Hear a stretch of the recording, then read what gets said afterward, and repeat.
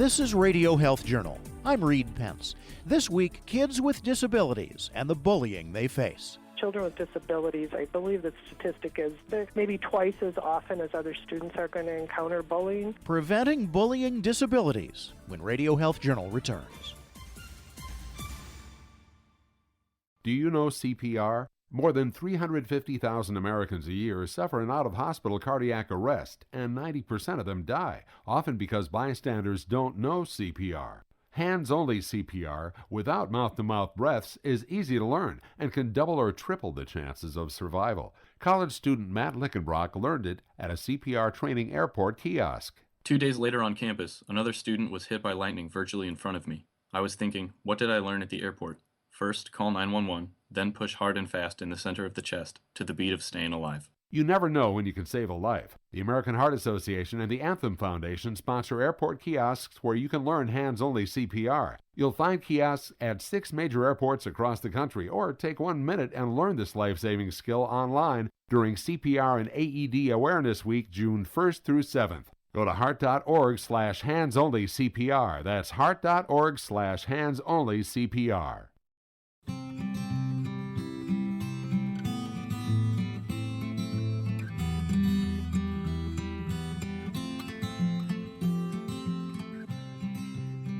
Marge and Jack's son, Ben, is entering middle school next year, and they're concerned.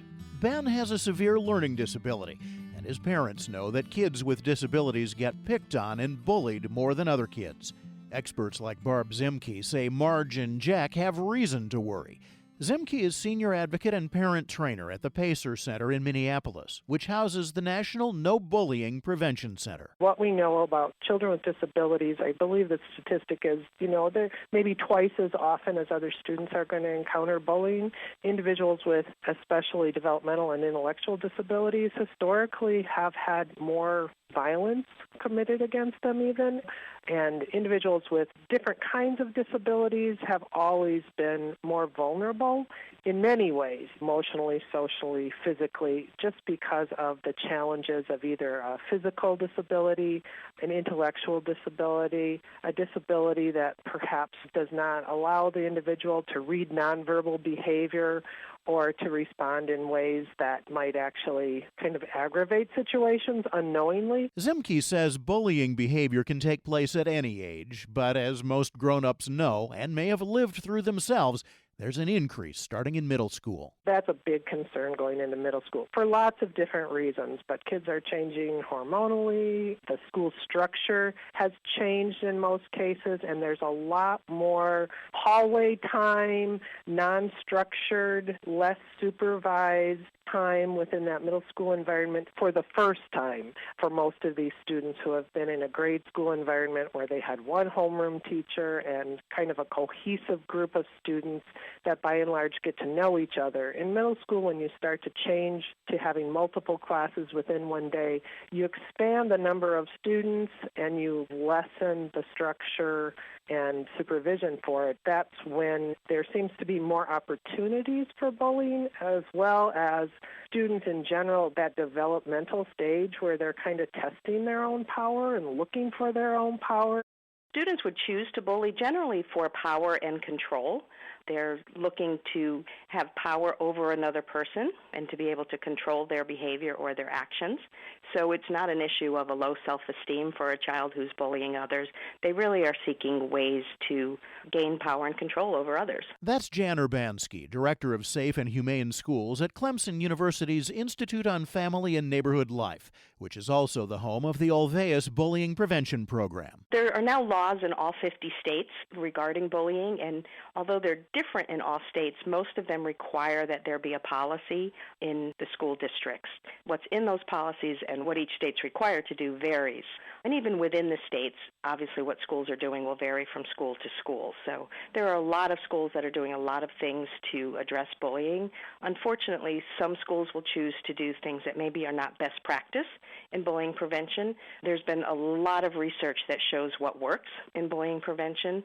So schools that actually include all of those components in a comprehensive program will see much better results than, for instance, schools that might just decide to have an assembly once a year to talk about it. For parents of a disabled child, Zimke says it's a good strategy to assume that he or she will be bullied in middle school. So it makes sense to take the bully by the horn, so to speak. For starters, Zimke suggests meeting with your child's Individualized Education Program, or IEP team, the year before entering middle school. Together, put into the child's individual plan some supports, some strategies, and maybe a goal or two for the child to work on a skill that will make them less likely to be bullied and to know what to do when bullying occurs. Also, putting into place some ways for that student to get to know the school and the people in the school, particularly some adults that they can connect with right away that they feel safe and connected to. So introducing them before school starts to the school, to a few key people, maybe a guidance counselor and the special ed teacher and even an administrative person that meets them one-on-one. Zimke says the Pacer Center also offers parents what she calls a student snapshot template to distribute to school staff. The one-pager with a photo of the child that tells what they like, what their strengths are, but then their main challenges and the best way to address them, and kind of what their goals are for the year.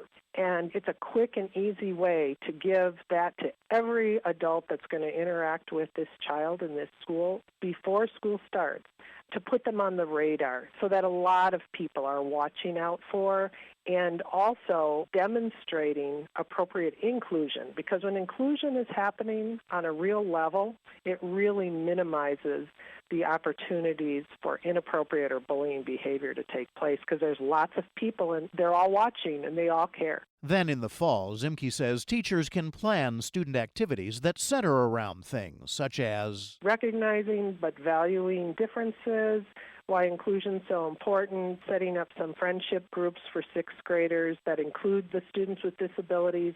There's also a program that our Bullying Prevention Center makes available to schools to actually have a peer mentor advocate kind of relationship program. Students who have other students around them are far less likely to get bullied than students who are somewhat isolated within a school. Kids who are younger seem to be less judgmental. Zimke says that often kindergartners or first graders with disabilities are open to talking about their disability in front of the class, or even okay with a letter going home to all their classmates' parents explaining about the disability. But depending on the disability and the child, as they get older, that might not be appropriate. So in middle school, for instance, even my own son, who has an intellectual disability, is quite aware if the class is all talking about him and his disability. So finding a way to do it in a really appropriate way that respects the dignity of the individual student is kind of the tricky part, and I have seen it done well. Zimke tells the story of one middle school student who successfully pulled off this approach. A student with Asperger's that I was aware of actually prepared their own little PowerPoint about autism and Asperger's syndrome and did a little presentation as part of one of their projects where all the students in the sixth grade or seventh, I can't remember what year it was, were telling some things about themselves and presented that. And this person felt very comfortable doing that, and it was quite powerful. He was able to say what his strengths were and have photos of those things that he's really good at, and also talk realistically about how it might impact him at school. That's kind of a very unique kind of kid maybe, though, who can get up in front of a class and do that. So I think it just depends on the child. It depends on the disability. Doing a presentation in front of the class can certainly be too intimidating for a lot of kids. So Zimke says teachers can create small peer groups to draw other students into the role of champion for the child with disabilities. For all the students in the school, but for students with disabilities, it's the most crucial time to provide more supports around peer advocates, getting other students on board to know all of the students. When you know someone, it's a whole different situation than feeling isolated because you're not really known or included.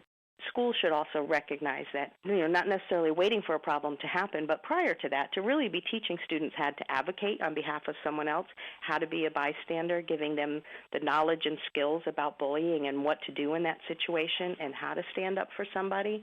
So a lot of preventive work could happen so that doesn't occur. Urbanski says having a plan for what to do when bullying does occur can also be very helpful. She gives an example of a student who's being bullied asking other friends to sit with her at lunch to make the whole day easier. It's going to be very hard for her to learn or concentrate on her math lesson if she was worried that no one was going to sit with her at lunch. So things like that can be very helpful when having a plan in place. And that is one of the things that's recommended as well for a student who is a victim of bullying, to develop a safety plan of sorts that would really just outline specific strategies and steps and people they can talk to if things happen. Urbanski says it's also important for parents not to blame anyone when bullying occurs, including themselves. If a problem does arise, really encouraging parents to take the problem seriously, but resisting the tendency to blame themselves, to blame the school, to blame other children. Communicating with their child is important, but keeping the focus of the discussion on the behavior, not the individual. That's kind of avoiding the label of calling a child a bully. In fact, with our Ulvaeus bullying prevention program, we don't typically use the word bully or victim because we want to avoid labeling students. We would use terms such as the student who bullies or the student who was bullied. Ask about the school's bullying prevention policy, what's written in there. Good idea to be well informed about what the state law says, about what schools have to do for bullying prevention. However, both Zimke and Urbanski agree that no matter what the school's policy is, parents need to be involved at every level. Absolutely, parents need to be part of the prevention and intervention solutions. When parents are involved in their child's education, they're much more likely to be successful, and particularly with students with disabilities, parents can be a great advocate that can be a huge protective factor for them.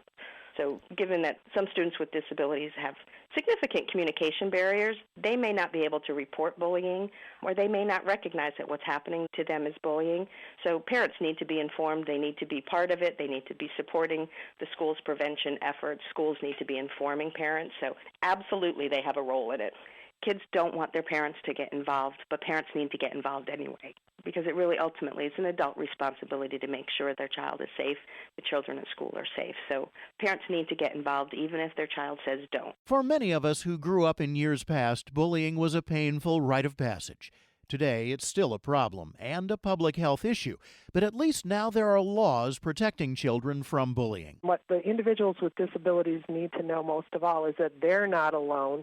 We get calls, emails, texts. We'll talk with the individuals themselves and help people create action plans for how to address it. I guess I'd like to leave with saying there's hope.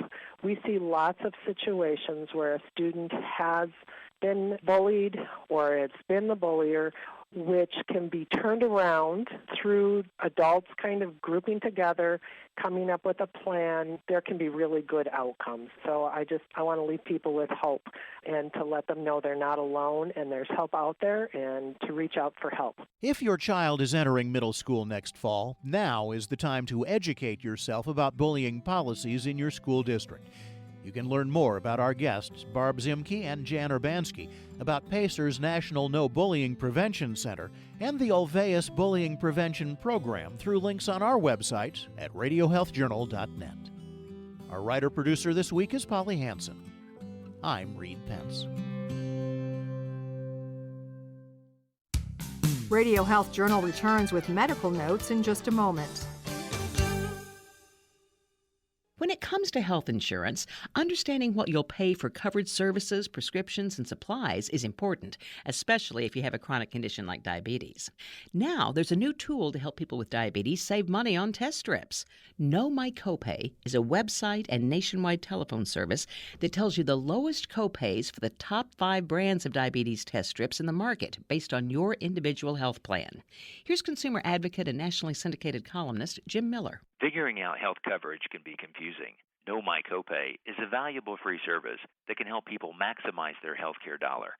By comparing the out-of-pocket cost of the various diabetes test strips available, people can make educated decisions about the products they use. Know My Copay is sponsored by LifeScan, maker of One Touch brand blood glucose monitoring systems. Find the lowest copay for your test strips at knowmycopay.com or by calling toll-free 1-844-807-8936. That's knowmycopay.com. Medical notes this week. Teen births are at their lowest level ever. A report from the Federal Centers for Disease Control and Prevention shows that the teen birth rate has fallen by 60% overall since the early 1990s and by 50% among Hispanic and Black teenagers since 2006. Researchers say long-acting contraceptives and better sex education get much of the credit, but that teenagers are also having less sex. New infections of HIV are on the decline, but the nation is still falling short of its goal. A report in the journal AIDS and Behavior shows that annual HIV infections dropped by 11% between 2010 and 2015, and the virus transmission rate declined 17%. Those declines are only about half of what the nation was aiming for, according to the National HIV/AIDS Strategy announced in 2010. About 1.2 million Americans are living with HIV in the United States. And finally, 17-year cicadas are out in parts of the East Coast, and scientists say stress levels rise with those noise levels. In fact, some scientists say cicadas can literally be deafening. They've recorded cicadas' noise levels at more than 108 decibels, noisier than a jet during takeoff. And that's Medical Notes this week. More in a moment. June is Alzheimer's and Brain Awareness Month. The Alzheimer's Association is encouraging everyone to learn the truth about Alzheimer's. First, Alzheimer's is not normal aging, and with a wide variety of possible symptoms, it's more than just memory loss. The truth is that Alzheimer's disease is fatal, and even though it can't be prevented, cured, or even slowed, early detection matters, according to Ruth Drew, Director of Family and Information Services of the Alzheimer's Association. An early diagnosis of Alzheimer's allows people living with the disease and their families more time to plan for the future. It also allows these individuals to get the most out of treatments that may address symptoms and help maintain independence longer. They may also be able to participate in a clinical trial to help researchers discover a cure.